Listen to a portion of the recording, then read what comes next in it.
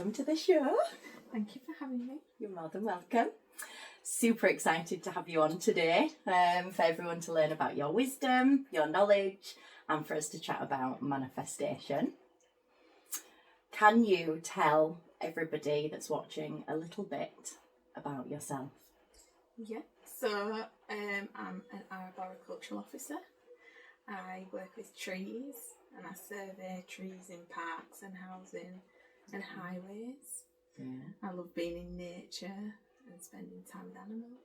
Yeah. And I did your course, was it like 2 or 3 years ago now? It was, yeah. And that's where I started fully focusing on like manifesting. And it worked really, really well for me. It did indeed, but before we get on to that, Rachel, can you tell everyone how you managed to become, help me say it, Arboricultural. arboricultural. It's such a tongue It's so hard to say. It's like a tongue twister. Yeah. How that journey unfolded. Yeah, so it was before 2020. Okay. I didn't really know what I wanted to do after high school. Yeah. And I kind of took like a gap year. And I ended up getting a tattoo and not telling my parents. What was the tattoo of? Harry Potter. Oh, cool. Let's have a look. It's a rose and a wand. Oh, that's pretty cool, is that? And my parents were like, Rachel, if you're old enough to get a tattoo, you're old enough to get like a proper job and like figure out what you want to do. Okay. So I mean, what even is a proper job? A job is just over broke to me. Well, I was only working part-time then, so my dad was like, you can come work with me. And so I was like dragging brash. He's a tree surgeon, so I was dragging brash. Yeah. And I was like, I enjoy trees, but not this aspect. Okay. I wanted to know more. So I was like, well, go to school and learn about it. Mm-hmm. I think you'll really enjoy it. So I did. And it was more for people who were tree surgeons first. Okay. And then they wanted to move into management. Mm-hmm. So it was a really mixed group of people. This was on the degree Yeah. for trees. I mean, how cool is this? She has a degree in trees. Who do you know that has a degree in trees? So, yeah, I went to go study arboriculture and urban forestry. Oh, wow. And then I did a top-up of horticulture. Okay. So it was a mixed group of ages, which was really nice because it was so many different levels of experience. Mm-hmm. I met so many nice people that I still know now. Yeah. And then COVID hit, which that was not fun. So I was. But it was fun for the trees and the plants and restoring of the planet. Oh, because it was definitely. And then I went into a different job because I was working part-time in an interpreting company. Mm-hmm. Then I went into another and my friend was just offhandedly going, oh, there's a job about trees. And I was like, oh, finally, I can go into trees. Yeah. Well, you are literally, I call you like the tree woman, the tree goddess. You are literally the tree goddess. So then I was like, oh, this is it. And so then, ever since then, I've been working with trees. It's lovely. Yeah. I mean, in the storms, it's a bit tiring, but being out in nature, especially now, everyone's got a spring in the step at work. Out looking at trees. Yeah, well, we've just hit the midway point, haven't we, between spring equinox and summer solstice. So nature really is in bloom right now, which is really beautiful.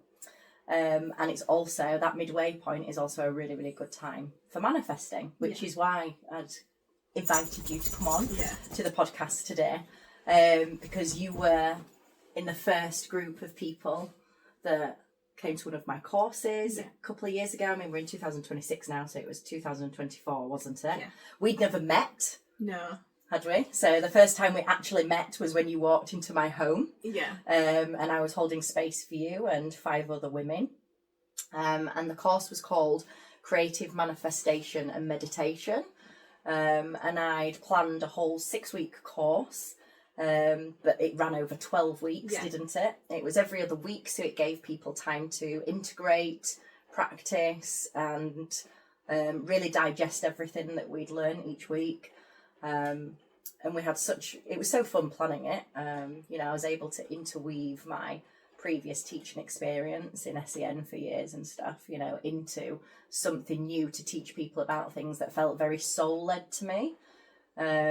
And obviously manifesting for many years myself and doing goal boards, it was nice to be able to put it into, you know, a course for other people to take on board and run with it if they wanted to. Now, not everybody chooses to run with what you teach them. You know, that's the magic of teaching, I guess.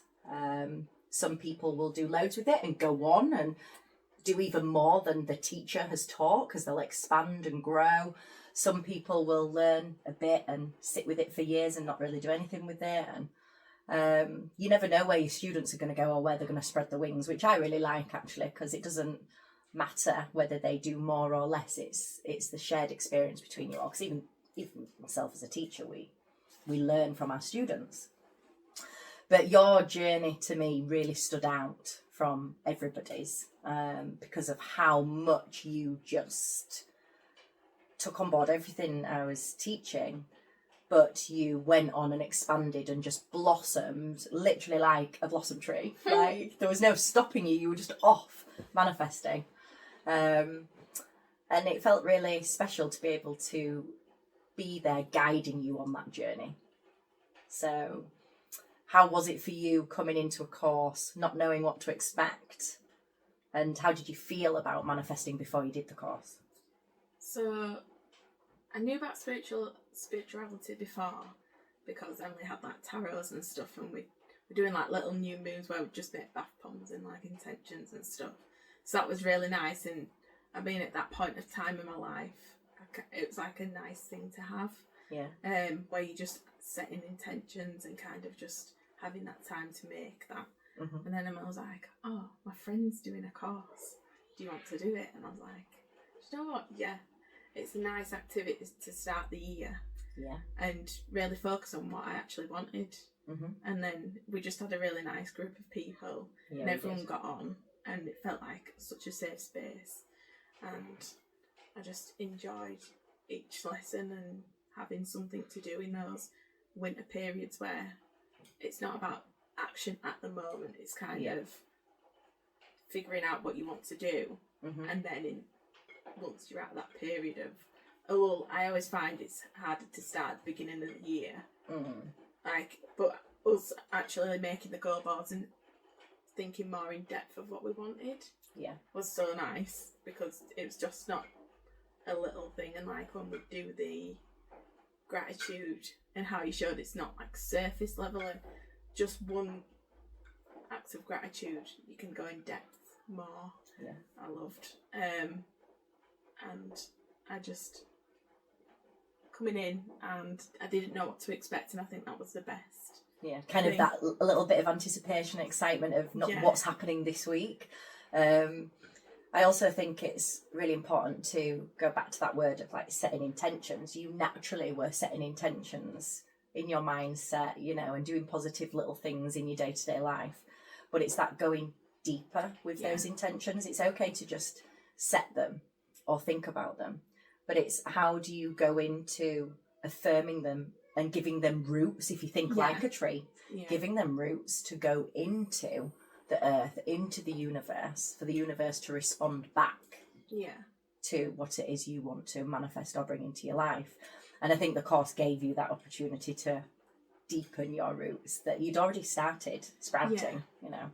Definitely, because when it was just before I started the course, the job for the tree officer came up, and I applied, and it was, we'd already started the course when it was like I had to do.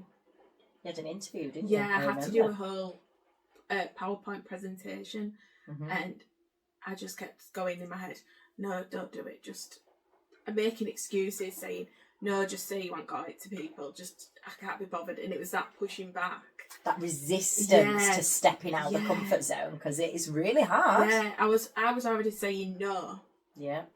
To the opportunity without giving the other person the opportunity to say yes or no if I'm the right fit. Where do you think that came from? I think it was just, I just didn't think I knew enough, and I thought I wasn't experienced as other people, so I was letting my doubts and negative self-talk already say no, you're not right for the job. And I just like kept putting it off, and Mum was like, Rachel, just do it. And I was like, no, I'm just going to do it and let them say no. Because we was already doing our goal boards at the time. Yeah. And one of my quotes was like, was it out in nature with trees or something like that? And I'll put pictures of a contract and pictures of trees. Mm-hmm. So you're visualising it, which is part of the power of manifestation, isn't it? It's seeing it in the mind's eye, feeling it in the heart space, and connecting to that energy of how are you going to feel when you've actually achieved it and manifested it. Yeah. But to get into that mindset, you've got to dig deep because you were already saying, no, resistance, I've not got it. Yeah. But then, you managed to switch it. Yeah. And then I was like, no, just go for it. And if they say no, they say no. And if they say yeah, then you've got what you want. Yeah, let them. Like it says that in the Let Them theory. I keep talking about this book, but if you've not read the Let Them theory, we know Mel Robbins, she's amazing. Read the book because she says let them and then let me, and you did. You let yourself do it, instead of the resistance, which is really powerful. And the team that I'm with now, we're all mixed ages and we provide so much insight. Some people are more tech savvy, some people have got years of knowledge, and we just work together so well as a team. And it was just stepping out that comfort zone. Afterwards, I felt proud that even if I've gone towards that and I've took the steps and just tried, and then I got the job. So then I was like, woohoo! I know, and then I think it was great, like, didn't we? The week after we'd done the boards, I was like, the week after we did those goal boards, you got the job. But it wasn't just the job that you manifested. I mean, I feel like the interview was already in place before you started the course, but it was the doing the work on the course and being accountable to the work, I think, is what then propelled you to have the bravery to go on and not allow that self-doubt to niggle away at you so much so that, you were stopping yourself from achieving things. And that's often the case with manifestation. We often don't allow ourselves to receive that energy, that possibility, that belief, and whether that is the self-doubt, the self-criticism, something that somebody's projected onto us years ago and told us that we're not good enough or we're never going to achieve it. But being accountable and doing the work is where it's really important, because it's okay to say it. I'm going to do this, or I've got this idea. But you've got to get firm, structured, and tune into that energy of belief. But I think you have an extra layer to your manifesting with the connection you have with nature. Yeah. Because nature is a massive, beautiful, creation of the universe that we can tap into, that like a bit like EMF, electromagnetic free, the universal life force energy like that we use for Reiki. You can tap into that energy and bring that in to your manifesting because you know so much about nature and whatever. I think that's what brings depth to you as well. So can you share what you manifested then next? So after that, I'd on my goal board, I had a house. Yeah. I wanted a house. Mm-hmm. And then I was like saving up and I put pictures of what I wanted. And then not long after, I did end up buying a house. Yeah. I think it was I'd been at my job for like a year. Yeah. Or not even that. Well, I remember you messaging me and being like, I think I'm going to buy this house, and I've been saving and all the money is coming, and it was just the pure excitement. But there was a bit of a stepping stone, wasn't there, with the house buying? Yeah. Because when we manifest things, we can never 100% put a time scale on when it's going to happen or how it's going to come in. Yeah. But if you get more precise, I think with goal boards, you can. Definitely. And that's something to learn, is be more precise with dates and times of things that you'd like to bring into fruition. But there was a few hurdles to jump over, wasn't there? But the fact that it was on the board at the start of the year, you made the board with me on the course. What happened? So I went for a house first, and it just kept falling through. Stuff kept going wrong, and then I had a survey done, and there was damp, and it was literally like a blockage of don't get this house. Yeah, doors were shutting. I was so frustrated because I just wanted to move out and have my own space. Mm-hmm. And I always loved bungalows because my parents' home was a bungalow, and I loved the big spaces in the rooms. Yeah. And I wanted 3 bedroom. I had all this what I wanted.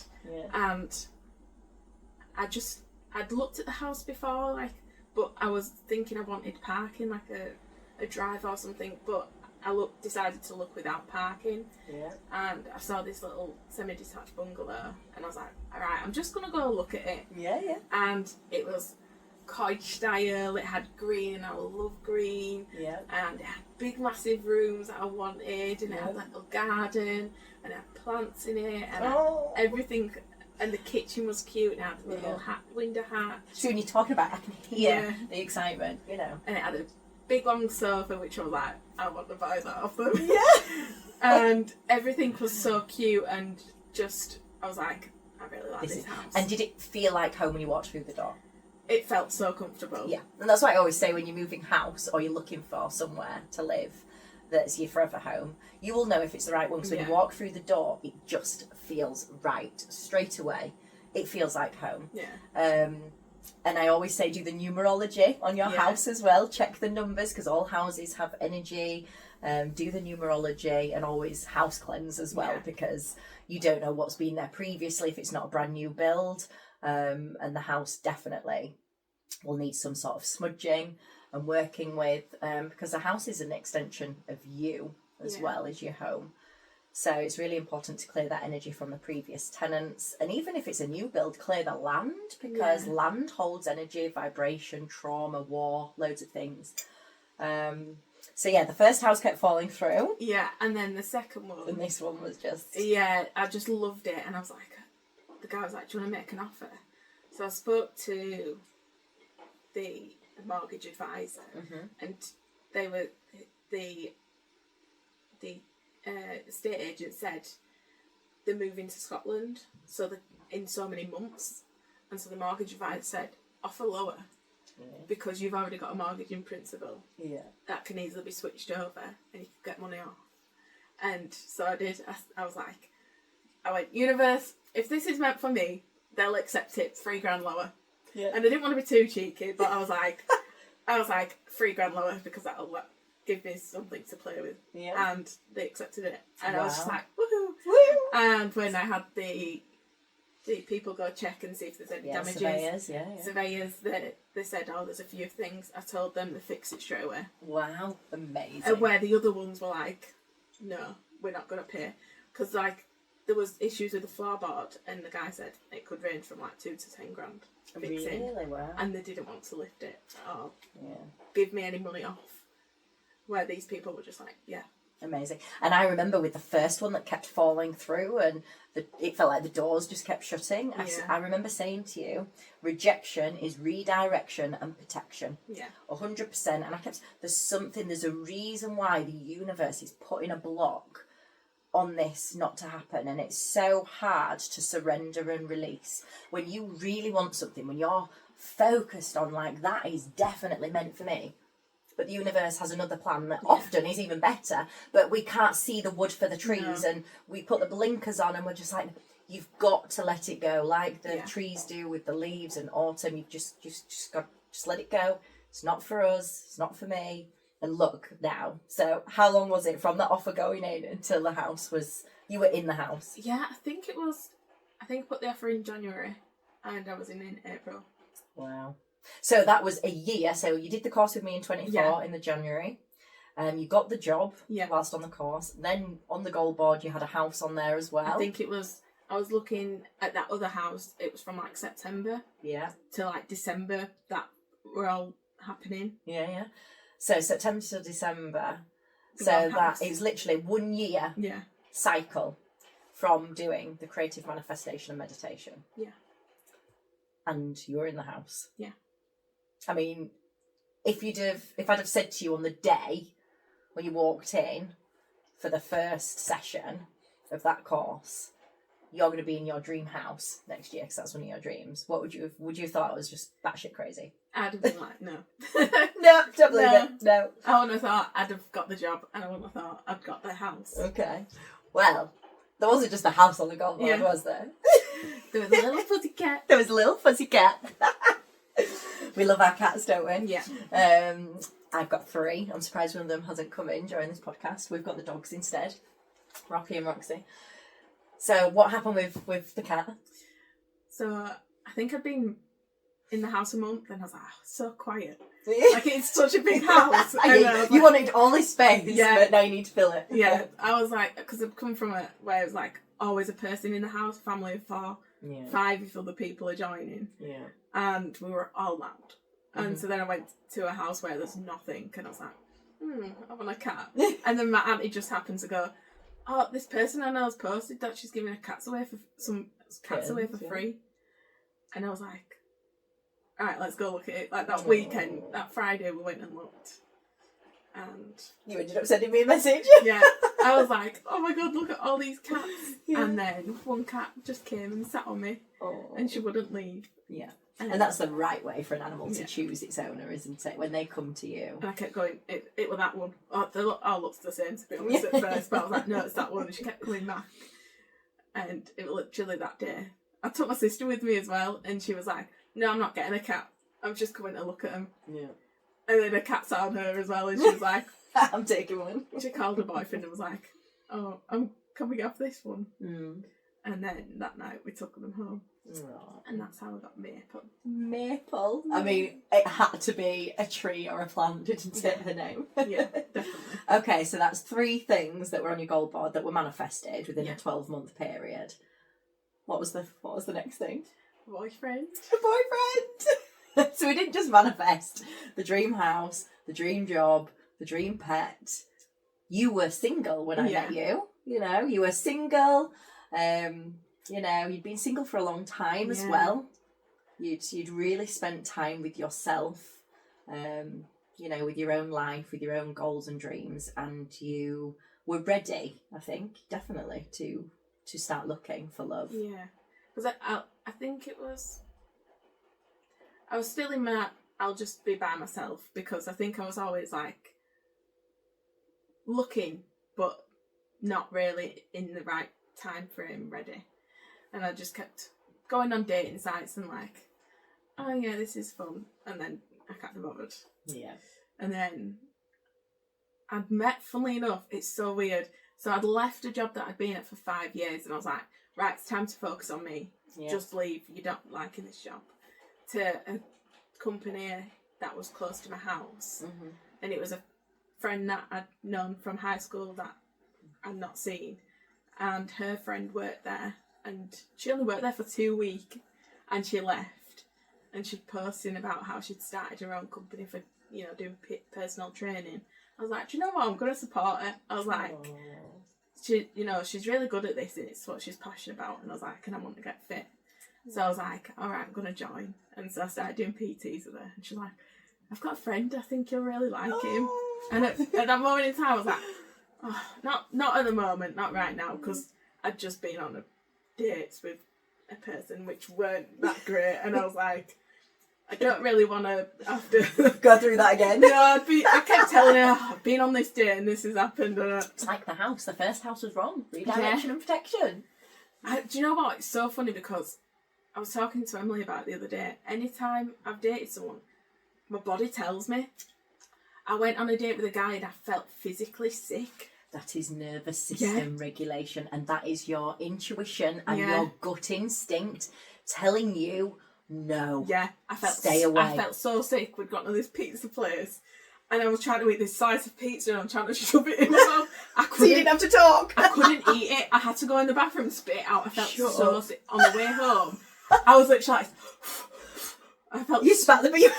I love that. I literally had to spit it in the toilet. I was like, really? I can't eat it. I was like, wow, that's fantastic. By the time I got back, I'd eaten all this pizza. What? Really? Wow. Yeah.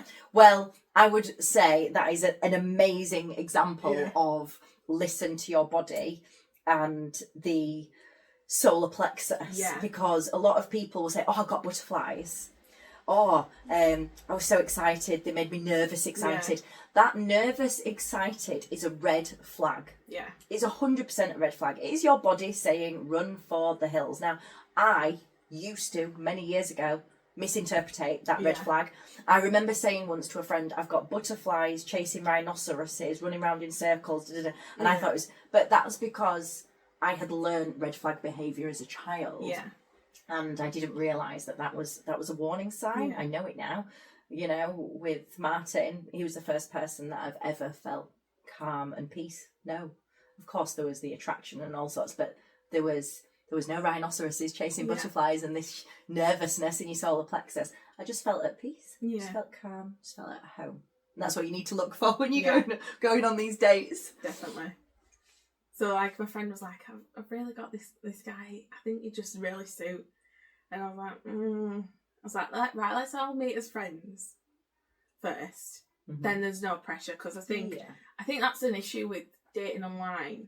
Is straight away you trying to make something of it, and sometimes it's too false. Yeah, and it's just like sometimes it needs to be natural. So I was like, let's just meet. And I saw him and I was like, oh my god, he is really good looking. So are you. And so I was like, oh yeah. But then when I think someone's good looking, I'm that quiet. You quiet. So I went quiet and I was just talking to Beth, and then Josh didn't have a chance to say a word in edgewise. And then after that, my friend was like, do you think he's good looking? I said, yeah. And then she went, is he messaged you? And I said, no, but I was just going into it that we're only friends. Yeah, really open-minded, really casual. Yeah, and I was like, relaxed. you don't put pressure on it. And then at Christmas time, she was having a party for her work, and she was like, he's gonna be there. And I was supposed to go with my friend, and she cancelled. Oh no. And I was like, do you know what? I'm gonna go. He's gonna be there. Amazing. And so then I got all dressed up, and I saw him, and it's funny because we talk about it now, and he's like, it was his birthday a couple of days before, and he'd offered me a cake, and he went, do you want one? And in my head I said, oh no thanks. And he went, no, you just went, no. Well, it's just because I was nervous that he was there. Yeah. And so I was like, well, I still don't know if he likes me, because I can literally feel the excitement. My cheeks are hurting from smiling.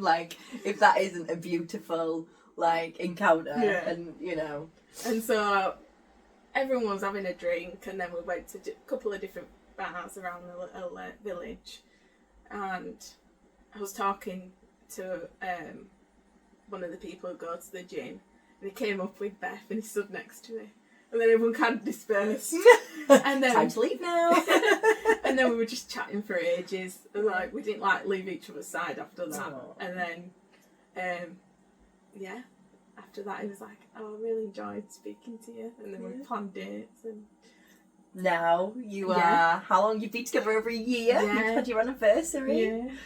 And he's absolutely amazing.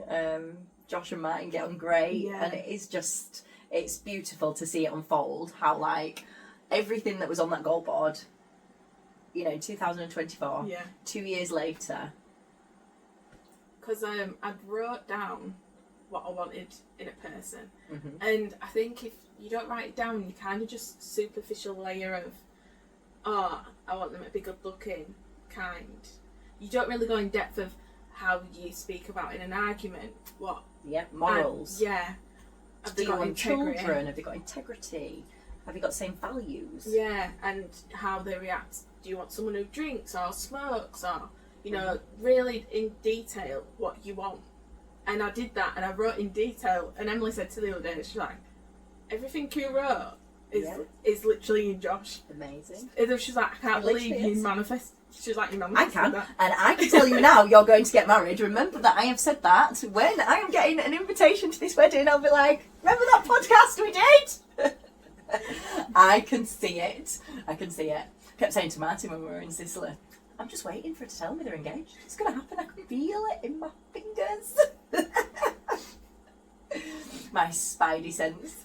It's amazing. And my next question is literally, when are you next doing another goal board? Or if I run the course again, are you going to do it again? I need to do it again. I need to update it. I've still got the ducks, because I want a house with land. Yes, yours ducks. We've both got ducks on our goal boards. Yeah. Runner ducks. Yeah, I want runner ducks. And maybe goats. I've already said this to Josh. But baby, you can do yoga with goats. Yeah. I said to Josh, I was like, can I have animals? He's like, yeah. And then I said, oh, they can stay with us and sleep in the bed. He's like, no, Rachel. No animals in the bed. I'm like, yeah, but they're cute. Oh, he's like, hilarious. you can get as many animals as you want, but they sleep outside. He's perfect. Yeah. So yeah, there's still other things on the goal board, Okay. like holidays, Yes. but that obviously takes time. It does. Would you, do you feel like you learnt enough on the course to be able to continue making those goal boards and manifesting with depth moving forward now? Definitely, yeah. Amazing. But it's nice to be around people doing it. It is, yeah. Kind of bounce off each energy, and then they might put something on and you're like, oh, that's a good idea. Yeah, I want that. Yeah. And that's the power of community and coming together in like a village.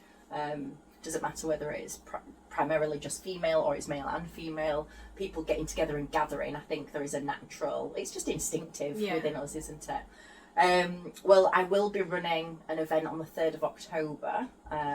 That's going to be a walk into autumn equinox. And we will be manifesting and doing goal boards on self-care over winter, because people often really stretch themselves through the festive period. But I am contemplating running the creative manifestation and meditation course again next year. It's just so nice to get into that mindset. And like, obviously you'd have a break, but you'd be doing it over that week. And then when we'd share what's going on, and you instead of it just being like short, and it'd be like 6 weeks, because it was stretched over, you keep 12 doing weeks. it. Yeah. And it was just so nice to come as a group of people together, having the same kind of beliefs. And the lunch times. Oh, how much did you love the lunch times? I'm obsessed with Japanese sales. Especially after that, I was like, where I used to work, I was like, right, I'll bring jacket potatoes in, and everyone bring in little sides, and everyone loved it. Oh, it was amazing, yes. Well, I'm thinking that perhaps not running it at the house now. We've had another child and my whole house is taken over with baby things. So I'm thinking of just finding a new venue where we can do it, but it needs to have a kitchen so we can do the jacket potato shares, because everyone loves a good jacket potato. So many different fillings that you can put on. So yeah, what would your advice be to people if they're just starting out manifesting from that course? Like, any books are recommended, or activities, the writing, the meditating, the dream? What would you say would be your top tip for manifesting? I would say I think it's mindset, and I think when you first start out it's hard.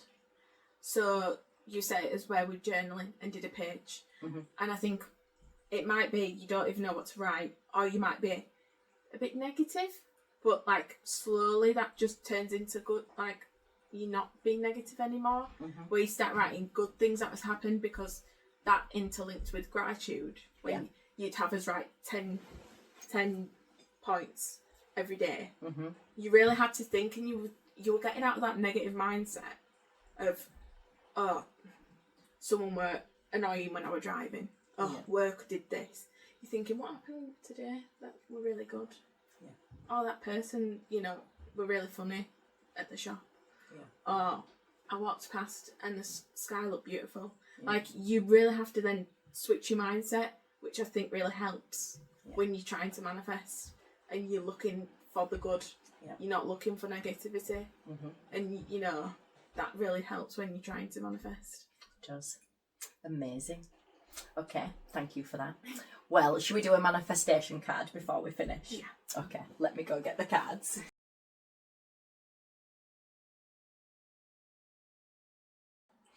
And we're back. So, we're going to do a manifestation card. These are a new deck as well from The Secret. Pretty. Yeah, they're from The Secret. You know how much I love The Secret, the power and the magic. So, I'd like you to choose one and see what your manifestation quote is today.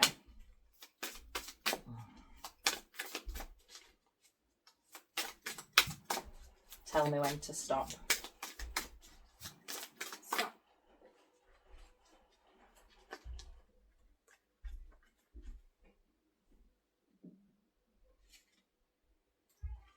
Money comes to me effortlessly and easily. Oh. If you have held thoughts in the past that only way money can come to you is through your job, then let that go. You can appreciate that as you continue to think that it must be what you experience to tell a different story. Money can come from any and every direction. Oh, that's a good one. So that's money from every direction. You want to go on holidays. Yeah. So you've got to, I don't know, maybe enter a competition for a holiday. Yeah. Definitely. I have entered one and I kept saying, if I Is see... it for a holiday? No, it's for a car. Well, that could come. Well, I keep seeing, I'm like, if I see this car 3 times, I'm going to go. I love it. Yeah, but you've got to shift that mindset and that belief. So I would say go to a car showroom and get into the car, take a picture of yourself in the car, put it on the goal board, feel the energy of the car. Like, how excited would you be if they rang you and told you you'd won the car? Like, it sounds crazy, but you've got to kind of act it out a little bit to send that vibration to the universe, which people think you're crazy doing it, but trust me, you're really not, because it really does attract it to you, because we are just magnets for what we're vibrating. You know, if you're vibrating negativity, then unfortunately you're going to find more negative things in your path. Well, you were on holiday when you won. Yeah, 2 competitions now.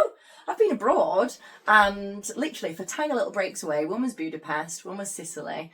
Sicily recently was absolutely divine. I mean, honest to God, if you've never been, just go. Just book it, just go.